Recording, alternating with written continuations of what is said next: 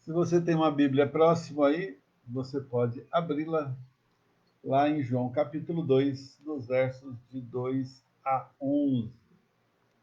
João capítulo 2, versos de 2 a 11. É um texto bem conhecido,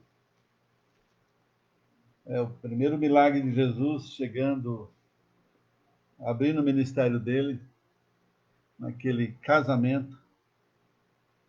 A gente vai andar um pouquinho sobre ele.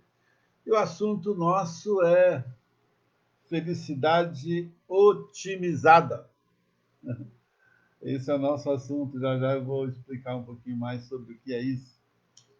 A gente vive tempos difíceis e complicados, e nos desperta bastante as questões mais íntimas, né? E a gente começa a colocar em dúvida certos pensamentos, né? Certos, uh, certas escolhas e como é que a gente vai medindo tudo isso. Então, nós vamos olhar para esse texto e vamos tirar aqui algumas lições que vão nos ajudar a entender o que é que está envolvido. E já de antemão, te convidando para nosso culto da semana que vem, de manhã, lá na nossa igreja, nosso culto presencial, e também vai estar sendo transmitido pela internet, por enquanto ainda no nosso. A gente avisa, né? Mas não é ainda o nosso Face da igreja, já vai estar, né? E à noite, o responsável pelo. Ah, não, domingo que vem de manhã é Antônio Carlos Silva.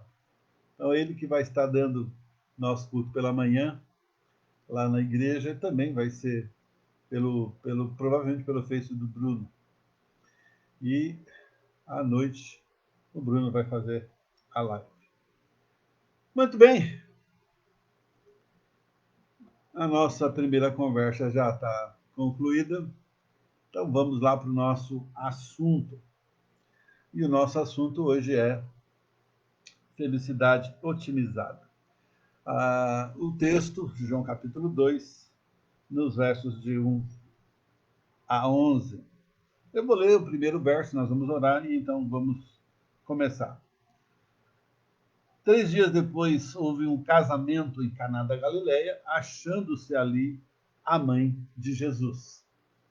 Primeiro momento onde Jesus vai ser mostrado e o milagre, o primeiro milagre de Jesus começa relatado aqui em João capítulo 2.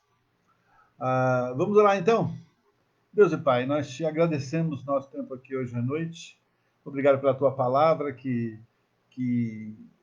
pode ser ouvida neste momento em qualquer lugar do mundo através desse equipamento chamado internet. Então, nós agradecemos ao Senhor que usa também esse equipamento para propagar a tua vontade, a tua palavra. Venha nos ajudar e nos abençoar nesse tempo, em nome de Jesus. Amém. E amém. Bom, então o que é esse troço chamado felicidade otimizada, né? Vamos definir então o que é otimizado. Otimizado é uma coisa melhorada, né? Então a felicidade que todos nós experimentamos de vez em quando, amém, irmão? Ela pode ser mais longa e mais divertida. Então ela precisa ser potencializada, né? Isso que nós vamos ver, quais são os mecanismos de potencializar a nossa felicidade, de aprimorar, fazer um upgrade, não é? Dar aquela arrumada boa para ela não nos deixar, para ela ficar sempre conosco, ainda que as coisas vão se complicando ao longo da vida. Eu estava ouvindo hoje sobre um homem, um jogador de futebol, talvez você conheça ou não, não vou citar o nome, mas ele casou-se com uma moça muito bonita. Ele tinha 24 anos e ela tinha 39. Era uma moça linda, ainda mesmo com 39 anos de idade. Ele casou-se com ela e foi o sonho da vida dele. 10 anos depois, ele tinha 34 e ela já tinha 49. Então, ele pensou bem e falou assim, eu acho que eu preciso equilibrar esse troço aqui, né? E aí ele se juntou com uma outra moça de 32. E a de 49? A de 49, ele disse que ela já estava velha para ele. A felicidade de 10 anos atrás já não era a felicidade de 10 anos depois. Porque o que ele queria se acabou, ou mudou, né, ao longo do tempo.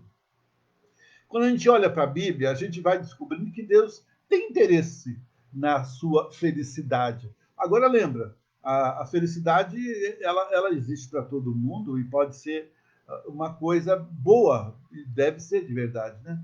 Mas ela não pode ser algo que seja focado em pessoas, ela não pode ser focada em coisas, né? Se você comprou um grande carro hoje e ele é o máximo e você está feliz com ele, eu tenho um vizinho que tem um Camaro e ele nunca sai com o carro mais depois que comprou. Já não é mais aquilo que ele imaginava que fosse. Agora, o fato é que poucas pessoas podem dizer que são felizes de fato, né? Então, o que a Bíblia ensina sobre felicidade? Existem segredos nessa tão falada felicidade? Né? Então, será que tem alguma coisa que eu posso fazer, que eu preciso fazer, que eu deveria estar fazendo e não estou? Né? Então, a gente vai buscar encontrar no texto, nesse texto que nós vamos tratar aqui, João capítulo 2, e vamos descobrir o que foi que aconteceu aqui, que pode ser uma boa baliza para eu e você estarmos, então, vibrando com um coração alegre e feliz o tempo todo. Vamos lá? Primeira coisa, a felicidade é ter a presença de Jesus na sua vida. O verso 2, ele está dizendo o seguinte, Jesus também foi convidado. Se você tá vivendo hoje esse momento de dificuldade, se você está vivendo essa drama e tendo algum tipo de problema por conta dessa situação, então você precisa entender que Deus está querendo participar da sua vida. E Ele só vai poder participar da sua vida se você o convidar. O texto aqui ele vai dizer uma coisa muito interessante.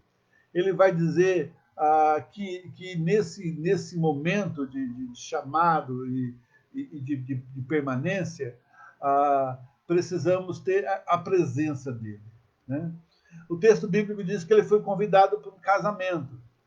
E só porque ele estava lá, porque o convidado pelo casal, pelos noivos. Muitas pessoas querem ser felizes, elas querem achar as situações que vão definindo a vida dela de uma maneira ou outra, mas elas não estão prontas para, para mudar suas vidas. Por quê? Porque não começa com o propósito de conhecer a Cristo. Deixa eu lembrar uma coisa aqui, que a Bíblia ela vai falar sobre vida, não sobre as questões ligadas apenas à religião, da fé, da salvação, do céu e da vida eterna. Isso tudo vai acontecer, você querendo ou não. Agora, a felicidade ou não, você tem que trabalhar para isso, você tem que reconhecer onde encontra, e então é só assim que você pode começar a experimentar uma coisa diferente. Jesus nunca vai entrar, nunca vai abrir, nunca vai forçar a vida de ninguém. Cada um de nós vai precisar se apresentar. Esse é o jeito de Deus agir. Irmão, uma coisa é certa: a presença de Deus não vai impedir que o vinho acabe, não é? A saúde, o emprego, a estabilidade, a idade vai chegando, Mas se acontecer de acabar esse vinho, Jesus é poderoso e pode trazer e vai trazer de volta o que se perdeu. Não estou dizendo com isso que você vai ter tudo de volta. Eu estou dizendo com isso que você pode experimentar da graça de Deus de novo. E caiu, levanta. Esse é o propósito, onde Deus vai agir na sua vida. Às vezes, as pessoas que vão influir na sua vida, né, os convidados que a gente chama para fazer parte da nossa existência, incredulidade, por exemplo, comodismo, vaidade, consumismo exacerbado. E nenhuma dessas coisas traz felicidade verdadeira, contínua e absoluta. Se queremos ser felizes, devemos aprender a convidar a pessoa certa para governar o nosso coração. E essa pessoa é Jesus. Percebe? Nós não estamos aqui buscando uma resposta espiritualizada. A gente está buscando os valores bíblicos dessa proposta de Deus para a sua vida e para a minha vida. Felicidade vai dar a Jesus a importância que ele merece. A importância que ele merece. E nós precisamos, então, dessa perspectiva bem próxima, para que nós possamos embarcar nessa vida que ele nos chamou juntos. Segunda coisa que ele vai falar aqui, que esse texto vai trazer, é o verso 3, diz assim: tendo acabado o vinho, a mãe de Jesus lhe disse, eles não têm mais vinho. Segunda coisa é que eu preciso dar a Jesus a importância que ele tem na minha vida. Ele não é o gênio da lâmpada, o médico, que você vai procurá-lo quando está doente. Na verdade, Jesus ele vai dar vigor à sua vida, vai dar destaque à sua vida, a partir do momento que você o tem de fato e de verdade. Muitas pessoas vão para a igreja e oram, e ouvem a pregação, mas não passa disso. Elas não dão a Jesus a importância devida. Por quê? Porque não entende que Jesus precisa estar dentro da vida e não apenas dentro das nossas propostas religiosas. Jesus não é capaz de frear uma boca. Jesus não é capaz de impedir que você tome uma decisão errada. Por quê? Porque você não deixa. Não aceita as mudanças que Deus exige. Às vezes são mudanças grandes, dependendo de como você vai andando com a sua vida. Mas a gente quer estar perto de Deus. A gente quer estar perto da graça de Deus. A gente quer alcançar o Senhor com as mãos. Mas não queremos que Ele monitore a nossa vida ou nos ajude a dar os passos que nós precisamos ter.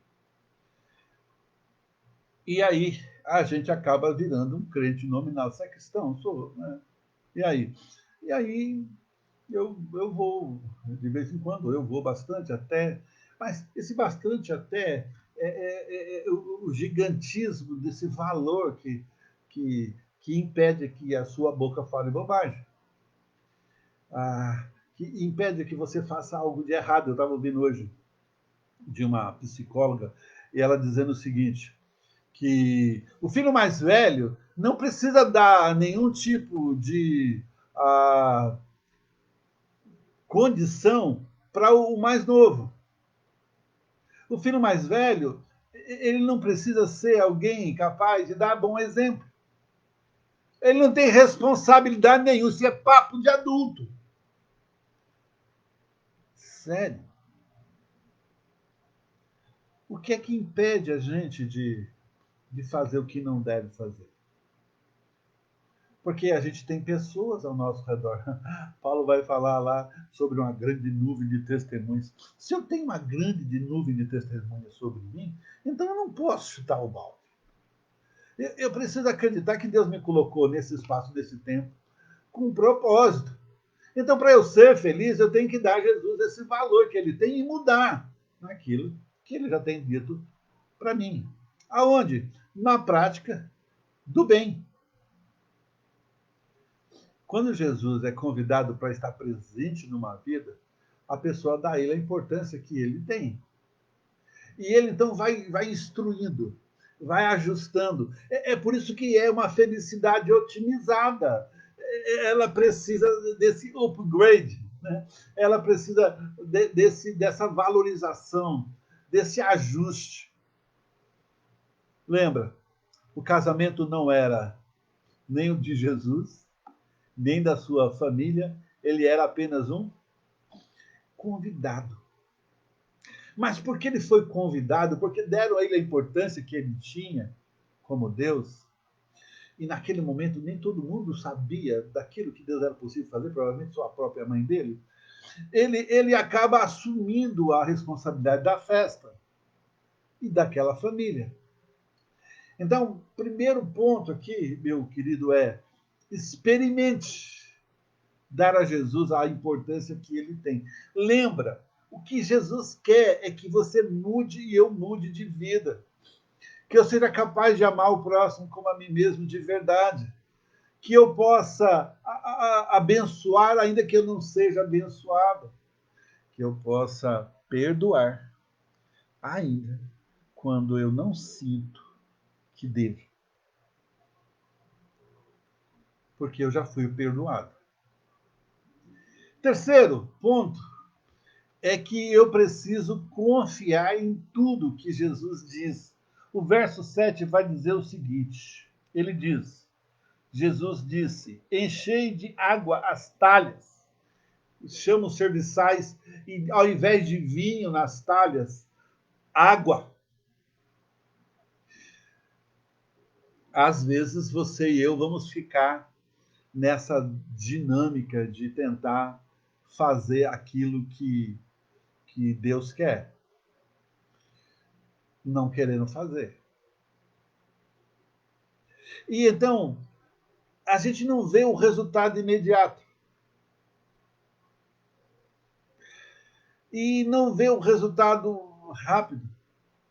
E às vezes a gente vê pessoas indo mais rápido que a gente, e a nossa perspectiva é de que eles não são tão melhores do que eu para irem rápido daquele jeito e eu estar aqui atrás esperando, esperando, esperando. Mas, irmão, se Deus tem falado com você e está acrescentando, essa é a sua velocidade. Feliz é o homem que teme ao Senhor e anda nos seus caminhos. É vital que cada cristão confie em Deus e siga aquilo que Deus manda, sem atropelar e sem atropelos. A felicidade não está naquilo que eu tenho, mas naquilo que o outro tem. E aquele outro pensa a respeito do outro, que pensa a respeito do outro, que pensa a respeito do outro.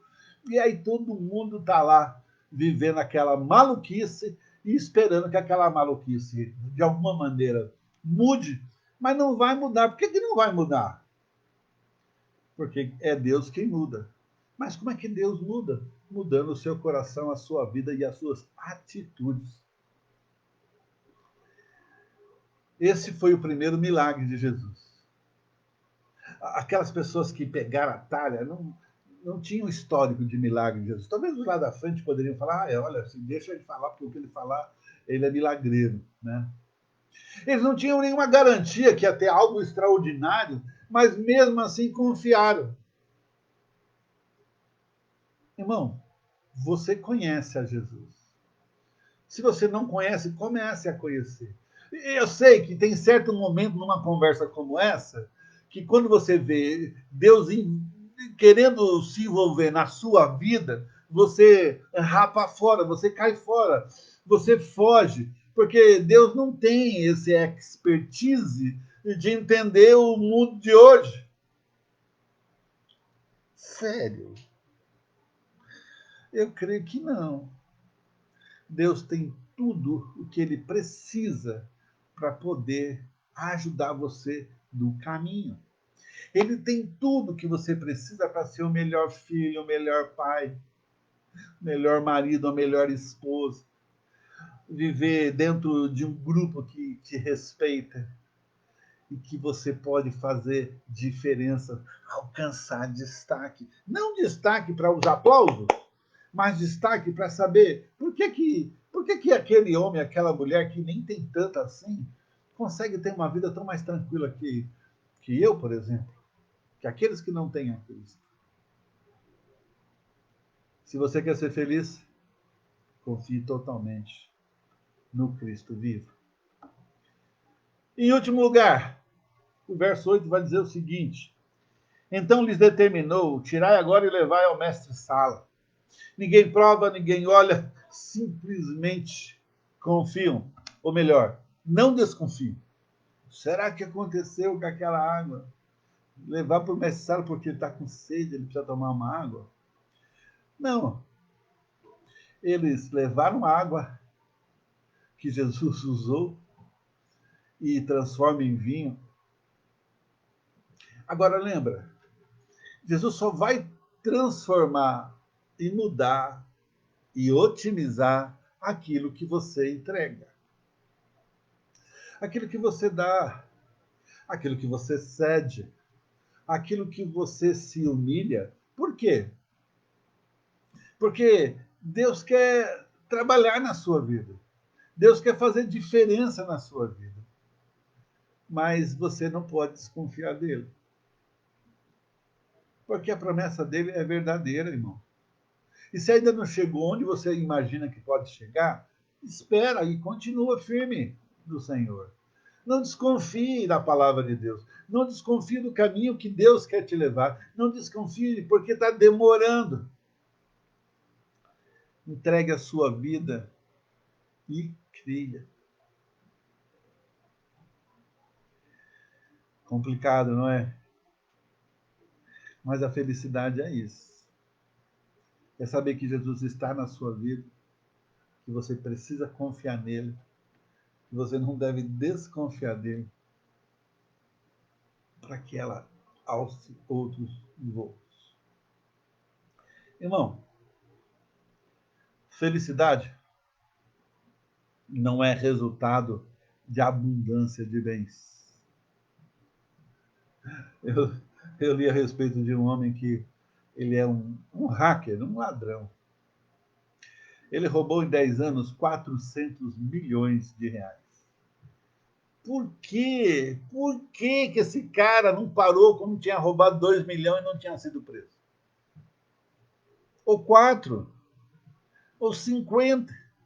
Por que ele continuou roubando até que ele fosse preso? Porque felicidade não é a abundância de bens. Felicidade é fruto da abundância de vida de quem tem Jesus e que olha para a fé como alguém que deseja profundamente viver nela e dela. Creia. O conceito bíblico de felicidade é completude em Deus. Quando você entende os propósitos de Deus para a sua vida, você os vive. E então a felicidade que vai entrando na sua vida, ela vai, trabalhada por Deus, se completando. Está infeliz, meu querido? Considere o que Deus tem falado ao seu coração. Releia esse texto se você quiser. Vai identificando tudo o que eu disse aqui. Mas lembre, sem Jesus não tem felicidade nem completa e nem aquela felicidade que vai ao longo da vida. Eu quero pedir para que você olhe de novo a sua vida. Revise as atitudes e procedimentos diante do que Deus já falou. Mude! E veja se a felicidade não vai chegar na sua casa, na sua vida, em abundância, para a glória dele. E quem sabe, Você não vai na Igreja Batista Monte das Oliveiras se você não é de lá? Dizer o que Deus fez, porque você ouviu, o conheceu e obedeceu, para a glória dele. Deus e Pai, nós te agradecemos mais uma vez. A tua palavra que fala, que traz atitude e mudança. Que o Senhor nos use, que a tua palavra alcance significado e significância, e que a gente realmente esteja totalmente provido dessa verdade e viva. Em nome de Jesus. Amém e amém. Deus o abençoe, que Deus te dê capacidade para o próximo dia. Em nome de Jesus. Amém e amém. Boa noite, querido.